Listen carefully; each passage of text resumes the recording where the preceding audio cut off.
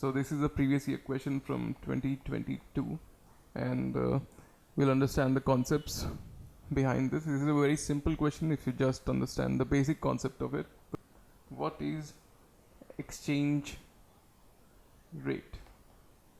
अब exchange rate देखते हैं. $1 अगर 85 रुपीज़ है तो रुपी का एक्सचेंज रेट क्या हुआ? रुपी का exchange rate is not 85. Exchange rate is written in terms of the currency for which we are calculating it. This is the first rule. तो हम रुपी को इधर लाएंगे. 1 rupee is 1/85 dollars and this is called the exchange rate. Alright, ये basic cheese is missing from all the books and definitions कि exchange rate को किन terms में लिखा जाता है. तो 1 रुपये का वैल्यू कितना है, भले वो डॉलर में हो या फिर यूरो में हो या फिर पाउंड में हो या फिर युआन या येन में हो. तो 1 रुपी का वैल्यू कितना है इज कॉल्ड एक्सचेंज रेट. तो अब देखिए, अब एक टाइम पे 1/85 था, ठीक है, और उसके बाद 1/83 हो गया. तो इसका मतलब रुपी का एक्सचेंज रेट बढ़ा कि कम हुआ? 1/83 इज़ बिगर देन 1/85 है ना, फ्रैक्शंस में जब डिनोमिनेटर बढ़ा है तो इसका मतलब अगर 85 से 83 हो गया वैल्यू $1 का रुपीज़ के टर्म्स में, इसका मतलब एक्सचेंज रेट बढ़ा है. अब एक्सचेंज रेट बढ़ने के कंसीक्वेंसेस क्या हैं?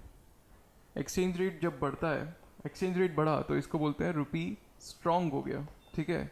अब रुपी अगर स्ट्रॉन्ग हो गया इसका मतलब ये है कि हमारे इम्पोर्ट्स ईजी हो जाते हैं. सो अगर एक्सचेंज रेट बढ़ गया है इसका मतलब है कि रुपी स्ट्रॉन्ग हो गया है. अब रुपी स्ट्रॉन्ग हो गया है इसका मतलब हम बाहर की चीज़ें ईजीली इंपोर्ट कर सकते हैं.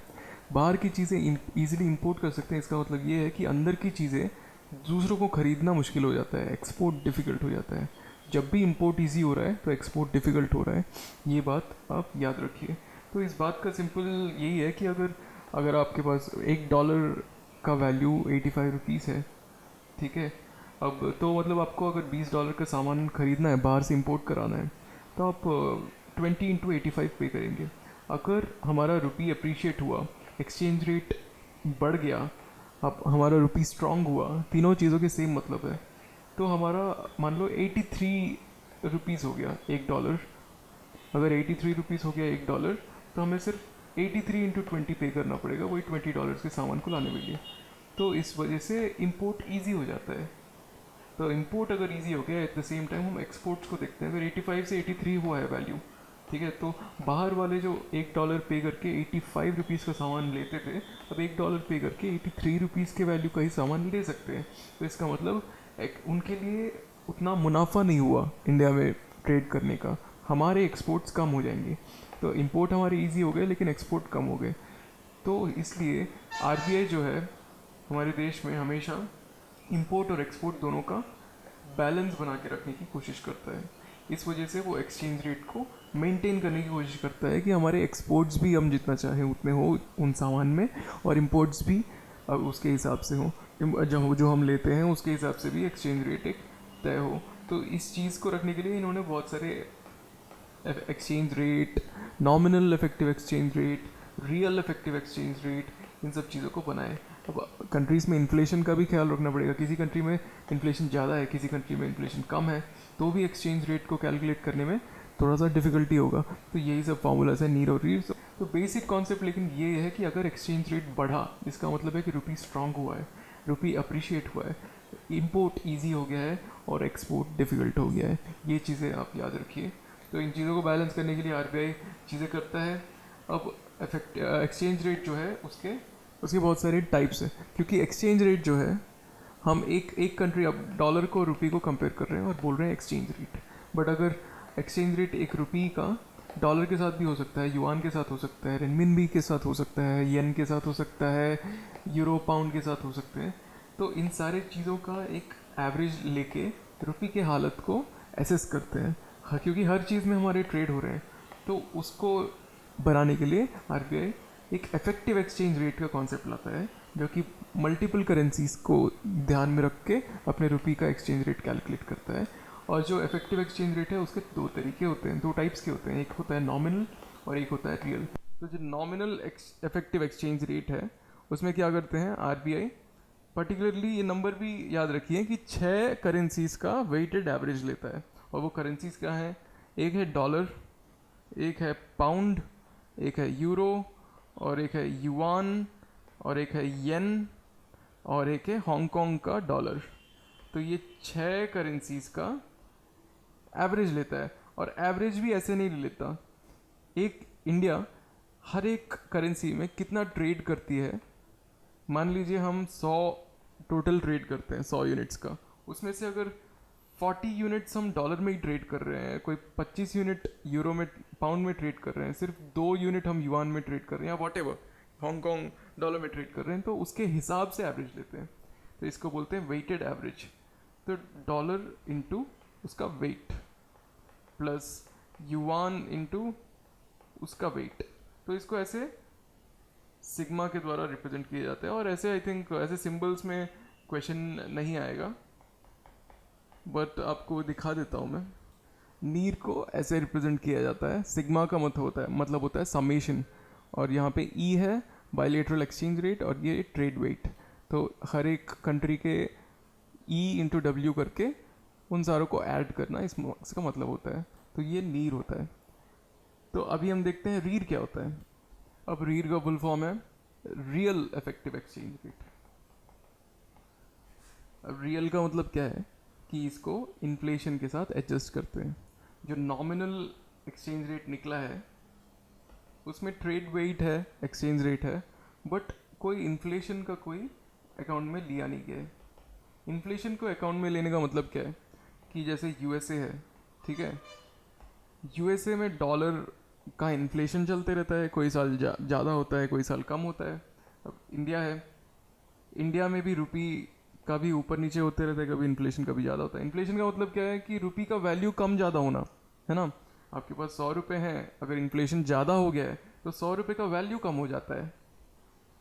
तो इसमें कभी इसमें 2% इन्फ्लेशन है और अगर यहाँ पे 6% इन्फ्लेशन है, तो जो इफेक्टिव एक्सचेंज रेट निकलेगा, जो कंपैरिजन करेंगे कि 1 रुपये में कितना आएगा डॉलर, तो अगर हम उसमें 1 रुपये और डॉलर का अलग अलग से इन्फ्लेशन को एडजस्ट नहीं करेंगे, इन्फ्लेशन के वैल्यूज़ को हम इसके अकाउंट में नहीं लेंगे, तो हमें रियल पिक्चर नहीं दिखेगा। जैसे यहाँ पे एग्जांपल दिया हुआ है कि अगर 2024 में एक यूएस डॉलर 83 आईएनआर था, 2025 में 85 आईएनआर हो गया है, तो हमें ऐसा लगेगा कि बस थोड़ा सा डिप्रिसिएशन हुआ है, वो 2.4% का डिप्रिसिएशन हुआ है रुपये के वैल्यू में। बट एक्चुअली अगर देखा जाए तो 2024 से 2025 में इंडिया का इन्फ्लेशन 6% हुआ है और यूएस में वो इन्फ्लेशन 3% ही हुआ है। तो हमारी कैलकुलेशन में इस चीज़ को अकाउंट में लेना पड़ेगा to find the real effective exchange rate. हमें एक्चुअली लगा कि सिर्फ 2.4% डिप्रिशिएट हुआ है रुपी, बट उससे ज़्यादा डिप्रिशिएट हुआ है। तो इसलिए अलग अलग करेंसीज के इन्फ्लेशन लेवल्स को भी अकाउंट में लेके एक फॉर्मूला बनाया जाता है, which is real effective exchange rate equals to NEER into domestic currency में इन्फ्लेशन, मतलब डोमेस्टिक इसको बोलते हैं price level, divided by foreign price level. इसका मतलब है एक ही बास्केट ऑफ सामान है जिसका प्राइस लेवल इंडिया में देख रहे हैं, यूएस में भी देख रहे हैं, ठीक है। तो दोनों कंट्रीज के इन्फ्लेशन का एक वेरिएबल भी अकाउंट में लिया जाता है। अब आरबीआई रीर के कैलकुलेशन में, जैसे नीर के कैलकुलेशन में 6 करेंसीज को लेती थी और इन्फ्लेशन को काउंट नहीं करती थी, रीर के कैलकुलेशन में 40 करेंसीज को लेती है आरबीआई और इन्फ्लेशन को काउंट करती है। और चीज़ ये है कि 2015 से 16 का जो फाइनेंशियल ईयर था उसके वैल्यू को हम बेस ईयर मानते हैं, उसके वैल्यू को हम 100 मानते हैं। तो इंडिया का RERR ऑफ 2015-16 को 100 मानते हैं और हम वहाँ से कंपेयर करते हैं कि वहाँ से 100 से आगे गया कि पीछे, ठीक है। अगर 100 से आगे गया तो रीर बढ़ गया है इफेक्टिव एक्सचेंज रेट पर, पीछे गया है तो उल्टा. So now will look at some real data जहाँ पे बोला जा रहा है कि there is a decrease in REER from December 2024 to January 2025. तो इसका मतलब क्या है? REER stood at 115.2 January 2025 and there has been a decrease from 117 in December 2024. So this decline suggests a slight improvement in export competitiveness as a lower rear indicates more competitively valued currency. अब हम देखते हैं इसका मतलब क्या है. So अब हमने देखा कि rear का फॉर्मूला नीर into domestic price levels by foreign price level है. बेस ईयर 2015-16 का लेके उसको 100 मानते हैं. तो अब हमने देखा, ये भी देखा कि जैन 25 में 115 कुछ था, दिसंबर में 24 में 117 था. तो कम हुआ है. तो कम होने से होता क्या है? तो real effective exchange rate, after all it's also exchange rate. तो जब भी एक्सचेंज रेट कम हुआ है तो इसका मतलब हमारे इंपोर्ट्स थोड़े से डिफ़िकल्ट होंगे और एक्सपोर्ट्स ईजियर होंगे. एक्सचेंज रेट हमने ऑलरेडी समझ चुका है कि एक्सचेंज रेट जब बढ़ेगा तो इंपोर्ट बेटर हो जाएगा, ईजियर हो जाएगा. तो एक्सचेंज रेट जब कम हुआ है तो हमारे एक्सपोर्ट्स थोड़े से बढ़ेंगे. इसी को बोलते हैं export competitiveness slash trade competitiveness. तो जब रीर कम हुआ थोड़ा सा तो इसका मतलब एक्सपोर्ट कॉम्पिटिटिवनेस बढ़ा. तो यही चीज़ें हैं, इनको ओवरऑल समराइज करते हैं छोटे में कि एक्सचेंज रेट जो है जब भी बढ़ेगा तो रुपी स्ट्रॉन्ग होगा और इंपोर्ट इजी होगा और एक्सपोर्ट डिफ़िकल्ट होगा. चाहे वो एक्सचेंज रेट हो, चाहे नॉमिनल एक्सचेंज रेट हो, चाहे रियल एक्सचेंज रेट हो, किसी भी तरह के एक्सचेंज रेट के साथ यही होगा. जब भी बढ़ेगा तो इंपोर्ट ईजी होगा और जब भी कम होगा तो एक्सपोर्ट ईजी होगा. तो ये चीज़ें, अब इनमें हमने डिफरेंस भी देख लिया कि नीर जो है वो आरबीआई कैलकुलेट करती है 6 कंट्रीज़ के साथ वेटेड एवरेज, इन्फ्लेशन अकाउंट नहीं करते. रीर जो है 40 कंट्रीज़ के साथ करती है और इन्फ्लेशन को अकाउंट में लेते हैं. बस इतना सा डिफरेंस है. अब अपन उस क्वेश्चन को देखते हैं. अब यहाँ पे इस क्वेश्चन में first statement is an increase in nominal effective exchange rate indicates the appreciation of rupee. हमने देखा कि नीर इफेक्ट एक्सचेंज रेट बढ़ेगा तो रुपी स्ट्रांग होगा. रुपी का स्ट्रांग होना का मतलब ही अप्रिसिएशन ऑफ रुपी है. तो दिस इज राइट. तो यहाँ पे an increase in the real effective exchange rate REER indicates an improvement in trade competitiveness. अब ये भी एक्सचेंज रेट ही है. अब जब भी रीर अगर बढ़ेगा तो इंपोर्ट बेटर होगा और एक्सपोर्ट थोड़ा कम होगा.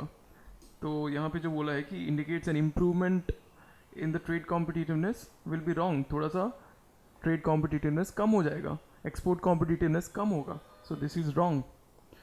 और ये थर्ड स्टेटमेंट है N increasing trend in the domestic inflation relative to inflation in other countries. तो हमने देखा कि रीर के फॉर्मूला में domestic inflation divided by foreign inflation होता है, राइट? रीर का जो फॉर्मूला है ये याद रखेंगे. An increasing trend in domestic inflation relative to inflation in other countries is likely to cause an increasing divergence between NEER and REER. Increasing trend in domestic inflation अगर ये बढ़ गया relative to inflation in other countries तो इन दोनों के बीच में डिफरेंस बढ़ जाएगा. It's as simple as that. Domestic inflation अगर फॉरेन इन्फ्लेशन से बढ़ गया तो नीर और रीर के वैल्यू में डिफरेंस आ जाएगा. अगर ये कम हुआ तो इसका मतलब ये जो फ्रैक्शन है इसका वैल्यू भी कम होगा, तब ये दोनों पास पास रहेंगे. जब इसका वैल्यू बढ़ेगा तो इन दोनों के बीच में डिफरेंस ज़्यादा होगा. इसका वैल्यू बढ़ने के लिए इसका न्यूमरेटर इंक्रीज होना पड़ेगा. As simple as that. If that's clear, so the answer will be 1 and 3 only. So that is it about near and rear. I hope उसके बाद अभी और confusion नहीं होगा मुझे भी आपको भी. Thanks.